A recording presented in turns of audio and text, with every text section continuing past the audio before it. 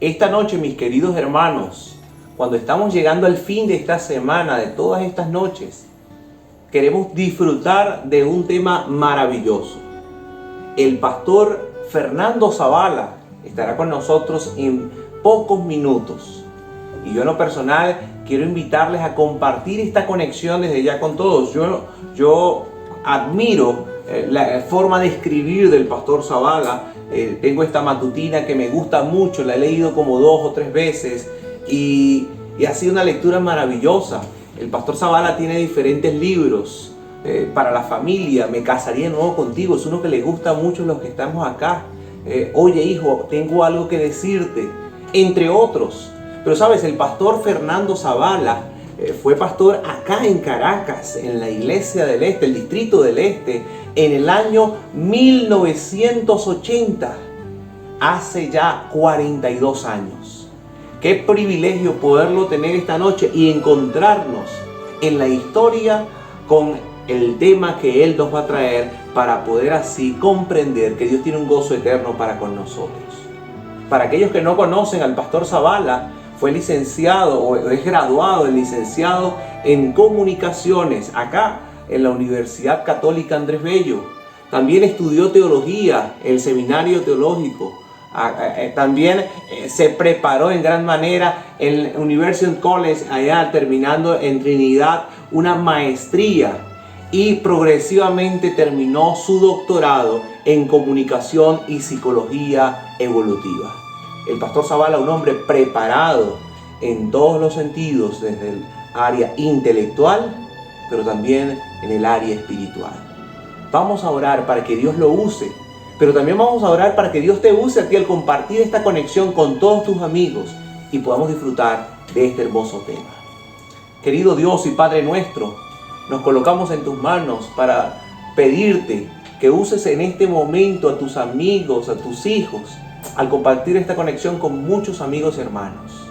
También usa a tu hijo, el pastor Fernando Zavala, hombre que se jubiló del empleo, pero no se ha jubilado de la iglesia, y sigue predicando con poder y recordando a sus hijos, sus amigos, sus hermanos en la fe, acá en el Distrito del Este. Úsale con poder, Señor. Úsanos y ayúdanos a comprender este hermoso mensaje en el nombre de Jesús. Amén y amén. Dios me les bendiga. Muy buenos días y feliz sábado a los miembros y amigos de la Iglesia Adventista del Marqués. Privilegio poder saludarlos nuevamente después de tantos años y un privilegio poder ser parte de esta semana especial relacionada con el aniversario, un nuevo aniversario de esta iglesia. La semana ha sido titulada El gozo de la salvación y el tema que me corresponde lleva como título El gozo eternal.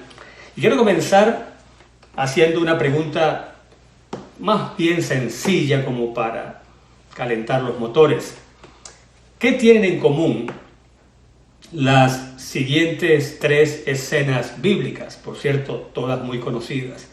En la primera encontramos a José, el hijo de Jacob, siendo vendido por sus hermanos a una caravana de extraños que va rumbo a Egipto. Un momento muy difícil, por supuesto, para él. Pero sabemos que la historia no termina allí, porque mucho más adelante en el relato lo encontramos diciéndoles a sus hermanos en Egipto, donde él es el primer ministro: ustedes hicieron esto pensando hacerme mal, pero Dios lo encaminó todo para bien. ¿Okay? Segunda escena, en ella encontramos al apóstol Pablo, encarcelado por predicar el Evangelio de Jesucristo. Pero desde la cárcel, él escribe a los hermanos filipenses, tengo aquí el versículo, capítulo 1, versículo 12, hermanos, sabed que lo que me ha sucedido ha contribuido más bien al progreso del Evangelio. Muy bien, y la tercera escena, también muy conocida, dos discípulos van de regreso a la aldea de Emaús, ese fin de semana aciago y triste en el cual vieron crucificado a su Señor, pero cuando llegan a la aldea van acompañados por un extraño del camino que se les manifiesta como el Señor no solamente crucificado, sino resucitado. Así que cuando van rumbo a la aldea, van tristes por las cosas malas que pasaron al morir el Señor, pero cuando el día termina, el cuadro ha cambiado. Así que la pregunta es, ¿qué tienen en común estas tres escenas o tres relatos bíblicos? Bueno, fácilmente usted habrá pensado, bueno, tienen en común que en los tres casos cada situación comenzó muy mal, pero terminó muy bien. En otras palabras, cada escena muestra la capacidad de nuestro Dios, un Dios soberano, para transformar la maldición en bendición y para convertir la tristeza en gozo. Bueno, si usted pensó eso, ya respondió. Pero todavía podemos añadir algunas cosas más que estos tres relatos tienen en común. Voy a conformarme con mencionar una sola y más adelante la voy a retomar para explotarla en su plenitud. Esta segunda cosa en común tiene que ver con el hecho de que Dios en cada caso de alguna forma se manifiesta. O sea, su presencia se hace manifiesta en cada experiencia. En el caso de José, te recordará que dice la palabra que el Señor estuvo con él en Egipto. Y aún cuando fue a la cárcel, que estuvo con él en la cárcel.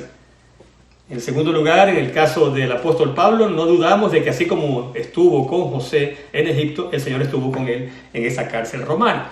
Y en el tercer caso no hay pues ninguna duda, porque el mismo Señor Jesús se les apareció a estos dos discípulos que iban camino de regreso a Emaús. Así que, segunda cosa en común, en cada circunstancia aparentemente muy mala, Dios está con sus hijos. Pero ahora vamos a ir un poquito más a los detalles en cada escena para tratar de entender este punto que nos va a llevar a comprender más plenamente el objetivo principal de este mensaje. Y lo voy a mencionar de una vez. El objetivo principal de este mensaje básicamente consiste en que nos acostumbremos a no juzgar situaciones especialmente malas sin antes tener el cuadro completo.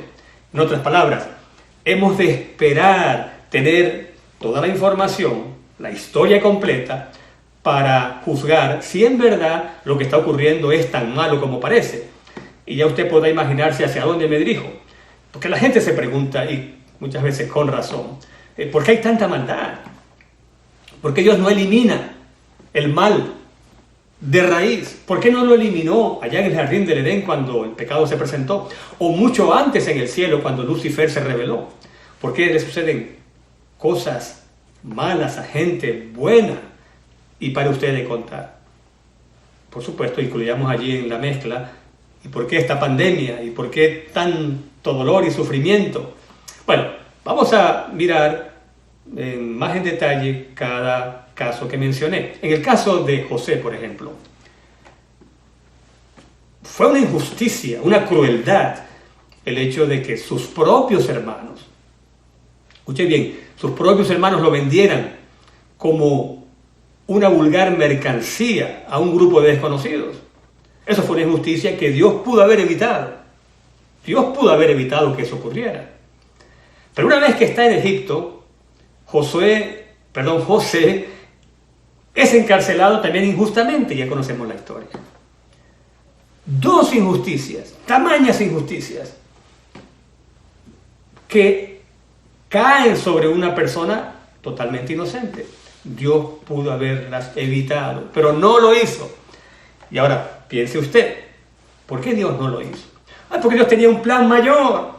Y estas circunstancias adversas en la vida de José eran parte del cuadro completo, de la historia completa, que cuando la leemos nos damos cuenta de que si José no hubiese ido a Egipto, no habría llegado a ser primer ministro y no habría acumulado alimento suficiente como para que su propio pueblo, su propia familia, no pereciera de hambre.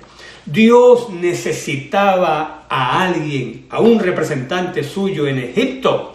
Y los hermanos de José, cuando lo vendieron sin darse cuenta, básicamente estaban haciendo el trabajo que Dios necesitaba.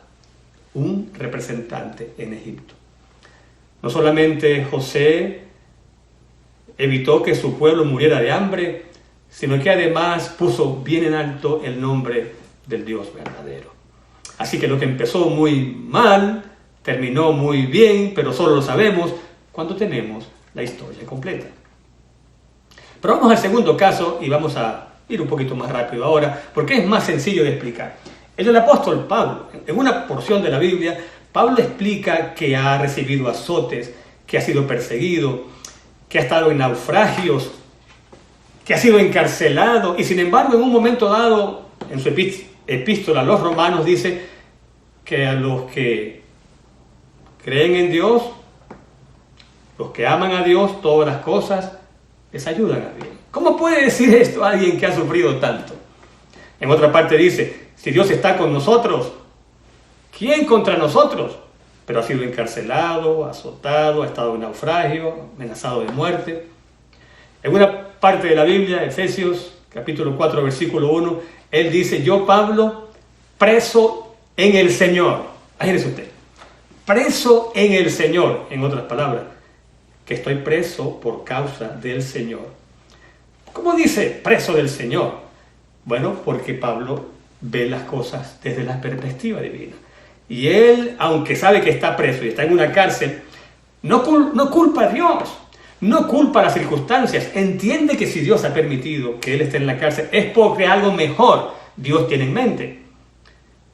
Por eso lo leímos al principio, escribiendo a los filipenses. Desde la cárcel, él puede decir, hermanos, sabed que lo que me ha sucedido ha contribuido más bien al progreso del Evangelio. Ahí está. En otras palabras, lo que comenzó mal, aparentemente mal, y que Dios permitió que su siervo fuera encarcelado, terminó bien en el sentido de que, estando en la cárcel, dice Pablo, ese hecho, más bien en lugar de ser un obstáculo, se ha convertido en un factor de progreso para el avance del Evangelio. Bueno, y el tercer caso, quizás es el más explícito de los tres. Estos dos discípulos están viviendo su momento más triste. Ellos van a Jerusalén, quizás esperando ver coronarse a Jesús, como el rey, el Mesías, que por tanto tiempo han esperado. Y sin embargo, lo que ven es un acto que nunca imaginaron, la crucifixión de su amado Señor. Cuando regresan a la aldea de Emaús, la tristeza de ellos es elocuente cuando uno lee el relato. Ellos dicen, esperábamos, y nosotros esperábamos que Él fuese el que redimiese a Israel. Pero ese esperábamos suena como que hay mucho dolor allí. En otras palabras, nuestras esperanzas se han derrumbado por completo. Entonces ocurre lo que ya sabemos. El extraño del camino, como le llama William Johnson, se une a ellos. Finalmente se les revela como el Señor, no tanto o no solo crucificado, sino resucitado. Y ellos con gozo regresan a Jerusalén a dar las buenas nuevas a sus hermanos discípulos. En otras palabras, lo que comenzó muy mal, terminó muy bien. Pero solo sabemos que todas estas historias terminan bien cuando leemos el relato completo. Si solo leemos la mitad, primera parte, no tendremos el cuadro completo. Y ahora usted dirá, ajá, ¿y eso qué? ¿Hacia dónde nos estamos dirigiendo? Bueno, muy sencillo. Vamos a pensar en la historia de este mundo. Vamos a pensar cómo comenzó todo. Comenzó muy bien. Comenzó con la creación, y dice el relato bíblico del Génesis, que Dios vio todo lo que había creado y vio no solamente que era bueno en gran manera. Así comenzó todo. Es lo que un autor, su nombre es Philip Yancey, él llama a este acto creador la voluntad original de Dios, su voluntad intencional, o sea, lo que Él planificó para nosotros. Pero entonces se produce la caída, se introduce un elemento extraño en la creación. Ahora las circunstancias cambian por completo, porque se introduce el pecado, se introduce el dolor, la maldad, la muerte. Y entonces Yancey llama a la voluntad del Señor durante este periodo que se ha prolongado durante tantos años. Él la llama la voluntad circunstancial de Dios. ¿Por qué? Porque durante estos siglos que han pasado, Dios ha estado trabajando con lo que tiene. Podría haber eliminado a Lucifer, podría haber acabado con el pecado desde el principio, pero he aquí el patrón que encontramos en cada una de las tres escenas que mencionamos al principio. Y ese patrón, este es otro autor que lo menciona, él se llama William Stunt, doctor, abogado William Stunt, dice, y ahora escuche bien, porque este patrón lo encontramos en la historia de José, en la historia del apóstol Pablo, de los discípulos camino a Emaús, y prácticamente en toda la Biblia. Dice William Stunt, por lo general, Dios no elimina las maldiciones de la vida, en cambio las redime. Wow, esto es profundo y no hay tiempo para penetrar en detalle de todo lo que significa, pero por ahora vamos a contentarnos con decir que Dios tiene poder para eliminar el mal de raíz. Pudo haberlo hecho en el principio y no estaríamos viviendo esta pandemia ni nada de lo que se entiende en este mundo como malo, como doloroso, como que causa sufrimiento. Pero dice este autor, en lugar de eliminar la maldición, Dios la transforma, la redime y la convierte en una bendición. Eso fue lo que ocurrió con José.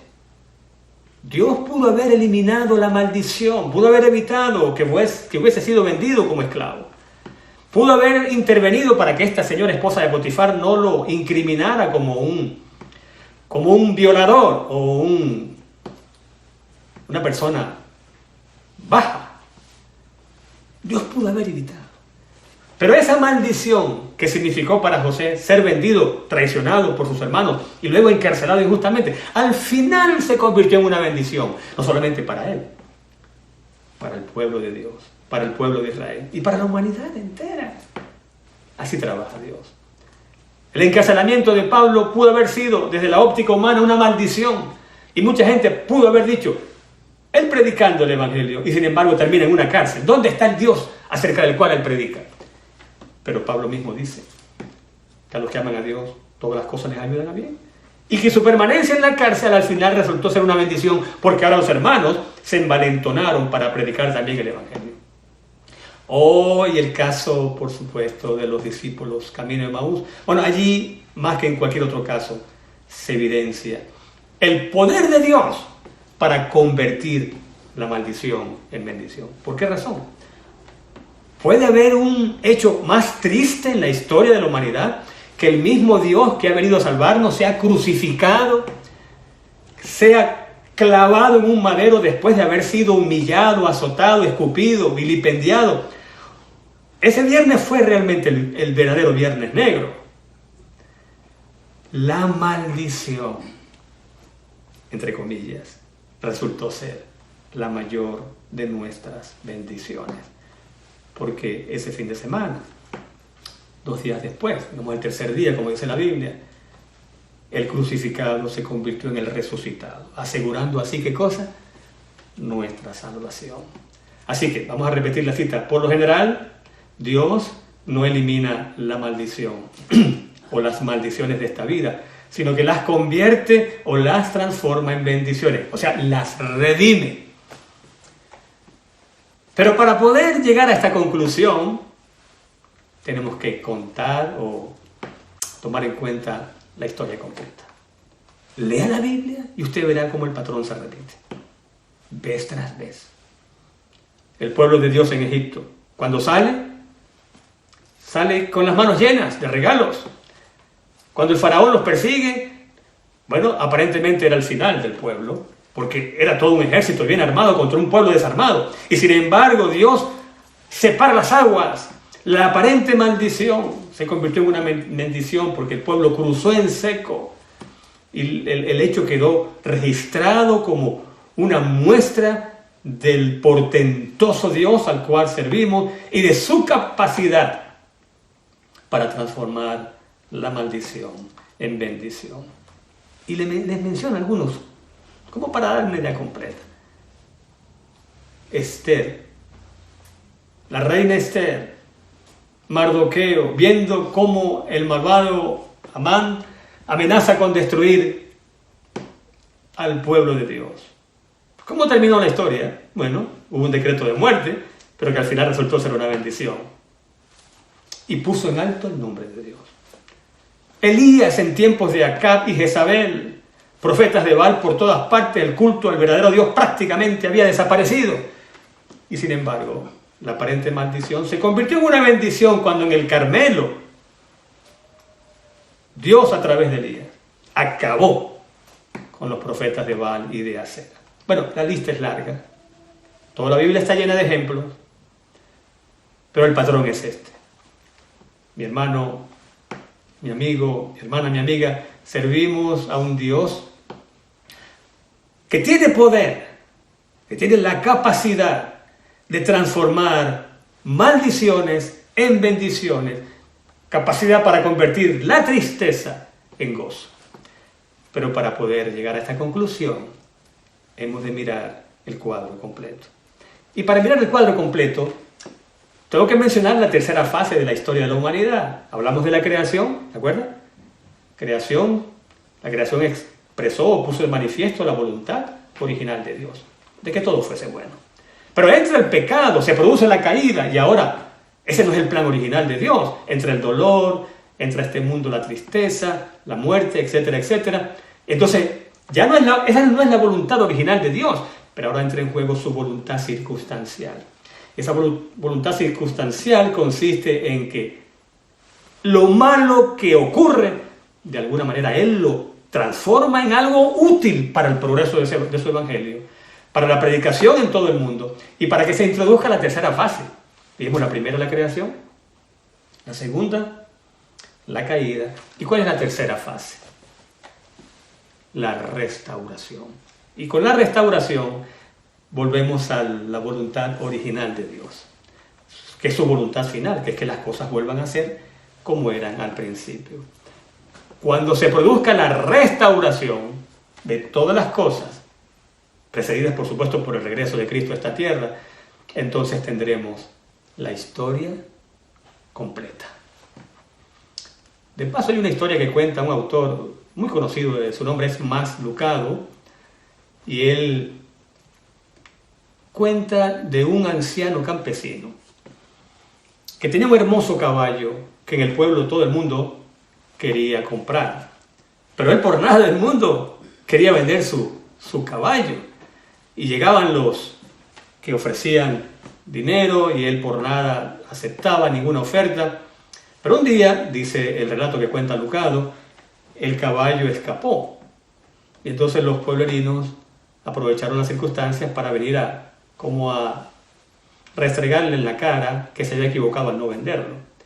Y le dijeron, ¿no es una señal de mala suerte que tu caballo tan querido se haya escapado? Y el campesino respondió muy sabiamente diciendo, si es buena o mala suerte, no lo sé. Solo Dios lo sabe. Un día, pasaron varias semanas, el caballo regresó, pero no regresó solo. Regresó con otros caballos también hermosos, sanos. Y entonces los vecinos, boquiabiertos, se preguntaron, como que no era mala suerte.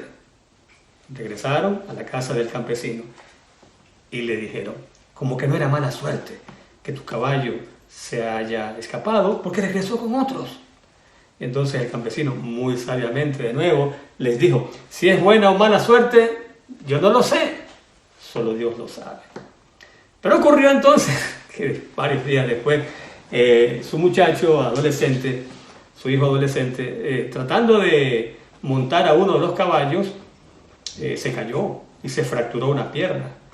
Los vecinos escucharon y nuevamente, pueblo pequeño, infierno grande, regresaron a la casa de este campesino y le dijeron, después de todo, como que sí fue mala suerte que ese caballo tuyo escapara. De nuevo el campesino muy sabiamente les respondió, si es buena o mala suerte, no lo sé. ¿Qué va? Solo Dios lo sabe. La historia termina diciendo que se desató una guerra contra otra nación. Entonces el rey de la nación, de la cual era parte el campesino, decretó que todo joven sano debía enlistarse, o sea, debía ser reclutado para ser parte del ejército y defender a su país. Pero ¿qué pasó con el hijo de este campesino? No pudo ser reclutado, no pudo ser enlistado porque tenía una pierna rota. Y entonces los vecinos llegaron y admitieron, diciéndole al campesino, después de todo, como que todo fue buena suerte, porque tu hijo, de haber estado sano, habría sido reclutado. ¿Y qué creen ustedes que les dijo el campesino? Les dijo, si es buena o mala suerte, yo no sé, solo Dios sabe. A ver, ¿cuál es la moraleja de la historia? Bueno, el mismo Lucado lo menciona. Lucado dice, no saltemos o no nos apresuremos a sacar conclusiones hasta que tengamos la historia completa. Y tengo una cita aquí del mismo Lucado, muy buena, la voy a leer textualmente. Dice, no debemos juzgar las tormentas que nos han golpeado en la vida hasta que conozcamos, a ver, dígalo usted, hasta que conozcamos la historia completa. No tenemos la historia completa. Sabemos que en la creación Dios todo lo hizo bueno en gran manera. Pero sabemos que en un momento dado se introdujo el pecado en este mundo. Se produjo la caída. Estamos justamente en esa segunda etapa. Como cuando usted va a un centro comercial y lo primero que ve cuando entra es el mapa del centro comercial y una X o un punto rojo que le dice, usted está aquí. Bueno, en este mapa, que ya lleva siglos de historia, durante la caída, que es lo que estamos viendo, los efectos del pecado, estamos aquí. En otras palabras, en esta etapa de la historia de este mundo en la cual hay muchas cosas malas, como esta pandemia, por ejemplo, pero sabemos por lo menos dos cosas que hemos mencionado en esta hora. Número uno, es verdad que estamos en medio de la maldad y cosas malas suceden, incluso a gente buena. Pero número uno, alabado sea el nombre de Dios, porque ese Dios en el cual creemos tiene la capacidad la facultad de transformar la maldición en bendición. Y los ejemplos que hemos mencionado y otros muchos ratifican que Dios usa esa materia prima, incluso lo malo de este mundo Dios los usa para cumplir sus propósitos. Pero número 2, al principio mencioné de esas cosas en común la segunda. ¿Recuerda usted que decía? La segunda conclusión o cosas en común decía, en cada caso, la experiencia de José, la experiencia del apóstol Pablo, la experiencia de los 2 discípulos camino a Emaús, la presencia de Dios fue una realidad. Nunca estuvieron solos. Y si usted lee la Biblia completa, se va a dar cuenta de que en los momentos más difíciles, escuche bien, en los momentos más difíciles de la historia de su pueblo, más cerca de su pueblo estaba Él. Cuanto más difícil la situación, mayor el poder de Dios que entra en acción. En otras palabras, lo que estamos diciendo es, necesitamos el cuadro completo. Y el cuadro completo lo necesitamos, al igual que los 2 discípulos camino a Emaús. Le pregunto a usted, amigo, amiga, ¿en qué momento de ese relato, los 2 discípulos van camino a Emaús, en qué momento del relato piensa usted que ellos tuvieron el cuadro completo? El cuadro completo lo tuvieron cuando el Señor levantó sus manos. Dice el relato del deseado de todas las gentes, cuando el Señor oró y ellos vieron las marcas de los clavos en sus manos y por la forma como oró descubrieron que era nada menos que el mismo Señor Jesucristo, el que había sido crucificado días antes. Allí tuvieron el cuadro completo. Lo que estoy diciendo o tratando de decir es, mi amigo, mi amiga, el cuadro completo, la historia completa de este mundo incluye las huellas de los clavos en las manos de nuestro Señor. Lo que esto quiere decir es que por toda la eternidad veremos esas huellas. Durante toda la eternidad veremos cuán elevado fue el precio que se pagó para alcanzar nuestra salvación. Durante la eternidad el gozo nuestro será completo, tal como dice el título de esta semana, el gozo de la salvación será completo porque tendremos la historia completa. Y entenderemos que para poder rescatarnos, el Señor tuvo que hacerse como uno de nosotros. Por eso dice el profeta Isaías, un niño nos es nacido, un hijo nos es dado. Y con esas palabras reconoce el profeta que Cristo pertenece a la humanidad. No solamente vino, nació, murió y se fue. No, dice este libro en forma muy hermosa, El deseo de todas las gentes, que por las edades eternas Cristo será uno con la humanidad. Y esta cita no puedo dejar de leerla. De esta versión del deseo de todas las gentes, la página 16, dice, era el propósito de Satanás conseguir una eterna separación entre Dios y el hombre. Separación completa. Pero en Cristo llegamos a estar más íntimamente unidos a Dios que si nunca hubiésemos pecado.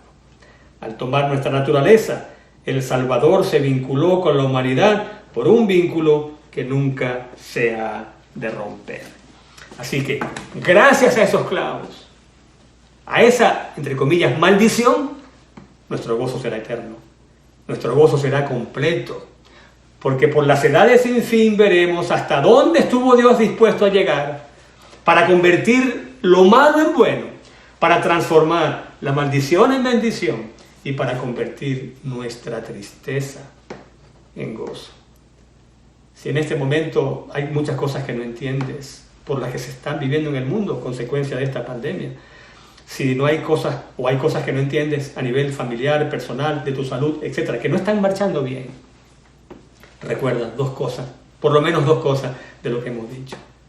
Número 1, el nuestro es un Dios capaz de transformar lo malo en bueno. Lo que ha comenzado tan mal va a terminar tan bien, especialmente en relación con tu salvación y en relación con la historia de este mundo. Y número 2, quizás es tan hermoso esto como lo anterior. Ese Dios que tiene capacidad para transformar la maldición en bendición, ha prometido que estará con nosotros. A ver, dígale usted, que estará con nosotros todos los días hasta el fin del mundo. Y en este momento, mi hermano, mi hermana, mi amigo, mi amiga, ese Dios es nuestro amparo y nuestra fortaleza y nuestro pronto auxilio en las tribulaciones. Por lo tanto, dice el salmista, no temeremos. Pase lo que pase, no temeremos. Porque no estamos solos. Él estará con nosotros hasta el final. Convertirá la tristeza en gozo. Y lo que ahora parece tan malo, lo convertirá en algo muy bueno. Tan bueno que ni siquiera nuestra mente puede imaginar lo bueno que será. Cuando Dios cree cielos nuevos y tierra nueva, donde no haya lágrimas ni dolor, porque todo lo primero pasó, y donde seremos su pueblo, y Él será tu Dios y mi Dios. Alabado sea su nombre, hoy y por los siglos de los siglos. Amén.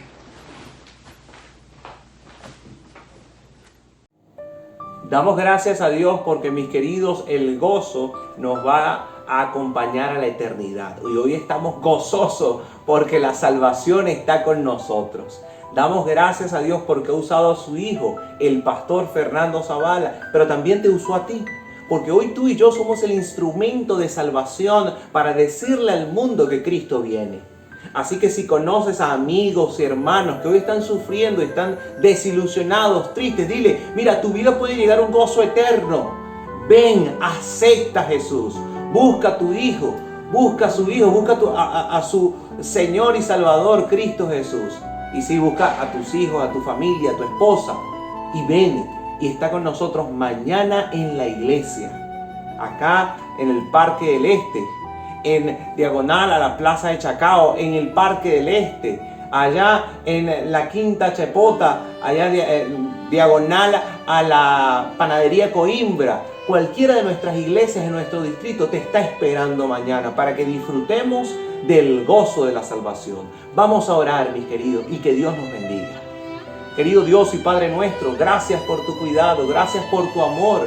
Permite que tu bendición sea con tus hijos, con tu iglesia, y muchas almas puedan llegar a tus pies a través del bautismo. Gracias por tu cuidado, gracias por tu pueblo que está orando constantemente para pedir fidelidad y compañía tuya, Señor. Guárdanos en tu amor y presencia. Clamamos por tus promesas de sanidad y de restauración para nuestros hermanos y para este pueblo que perece. Nos colocamos en tus manos en el nombre de Jesús. Amén y amén.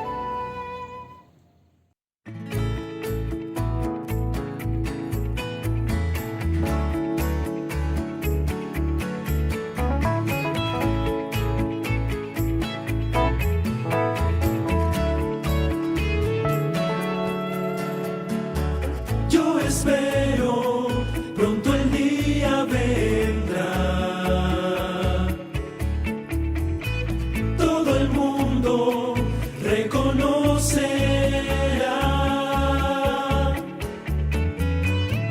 Yo aguardo, me vendrá a buscar.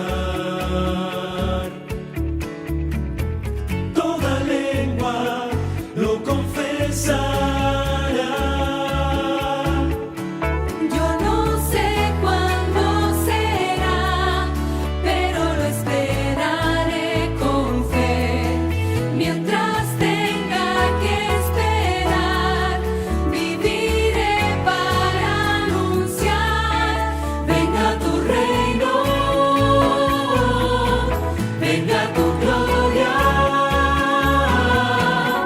Al abrirse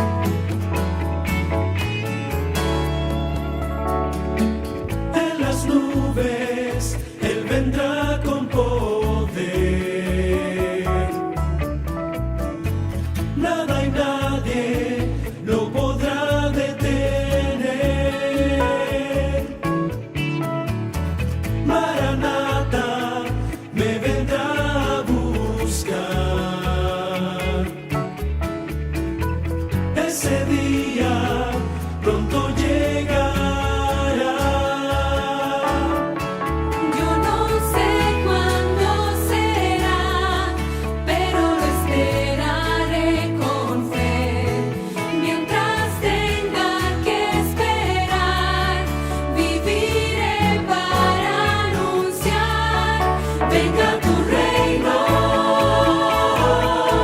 venga tu gloria, al abrirse el cielo ya estaré allí, frente a tu trono, clamando santo, ya no habrá dolor, el Señor